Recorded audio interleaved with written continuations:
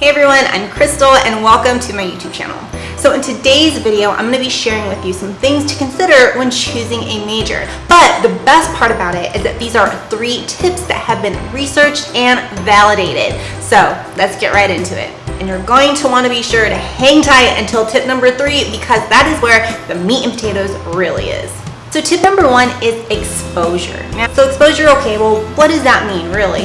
And what I want you to think about, what I want you to ask yourself is, whether you're in high school or you're in college, what have you experienced in your life up until this point? Up until today, what are the things that you have actively participated in? For instance, are you a member in school activity or after club meetings, whether that's in high school or in college? Have you ever coordinated an event or participated in some type of event? One of the reasons why it can be so difficult for you to choose what major is going to be right for you, what major you feel that you're not going to be making a mistake in pursuing, is because you might be lacking the clarity to choose from something that you love or something that you enjoy simply because you have not had exposure to it. So in order for you to gain more clarity, I'd like for you to explore areas where you can get more experience or get more exposure. If you're having a difficult time doing this yourself, you can go to a parent, teacher, professor, career center, or an academic advisor and basically ask them for their guidance, ask them for their help, ask them where you can go to get some activities, get some experience. Maybe there's some activities, maybe there's some clubs on campus, or maybe there is some events in the community that you can find yourself being involved in. And I highly recommend that as you're getting this experience, or every time you kind of get your feet wet with exposure doing something different, keep a journal, document it. It could be online, it could be hard copy, and really write about the things that you enjoyed in that activity, the things that you found that you didn't enjoy. Write about your strengths, what came well to you, what came easily to you, what did you do well upon instinct. What you're really trying to do throughout this process is really getting to know yourself better on a deeper level so that you can have the clarity in choosing a major and feeling confident about your decision.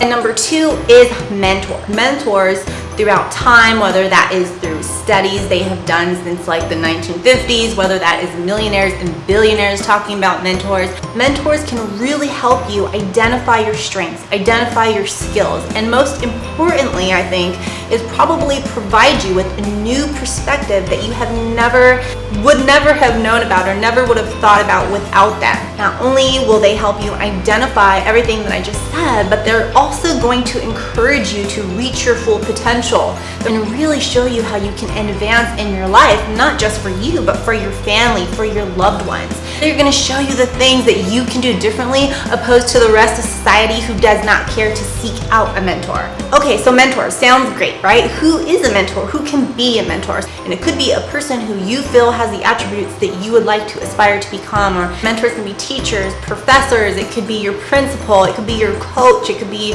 any of your family members, it could be someone online. And basically, these are individuals who really have something in life that you aspire to have as well, or something very similar. So if you're interested to hear more about mentors, maybe how you could approach them, talk to them, then go ahead and hit that notification bell just to let me know that this is something that I should expand on, or you can just leave me a comment below. So tip number 3 is a big one, because in a few of the studies that I have read, this was one of the most fundamental keys in specifically other college students kind of getting that aha moment, a moment where they really received more clarity on what would be the best major and even career for them. So what was it? It was listening to others speak about their journey.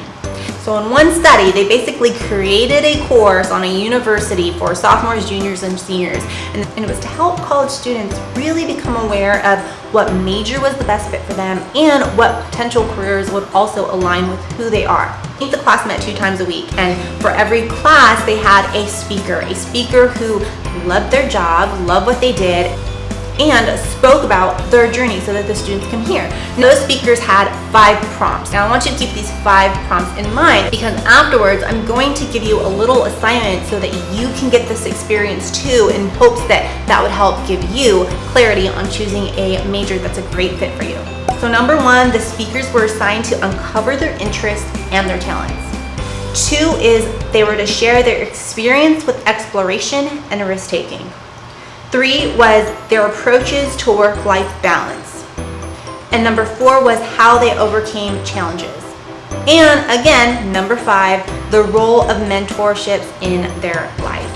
So now it's like, well, okay, well, that's all great. How do I get this? How do I get to hear somebody's stories? The good thing is, again, which I will probably always say, is that you can approach your teachers, approach your professors, a career counselor, an academic advisor, and ask them, is there any events or is there any workshops where individuals are going to speak about their careers and how they got to a place that they really enjoy within their career?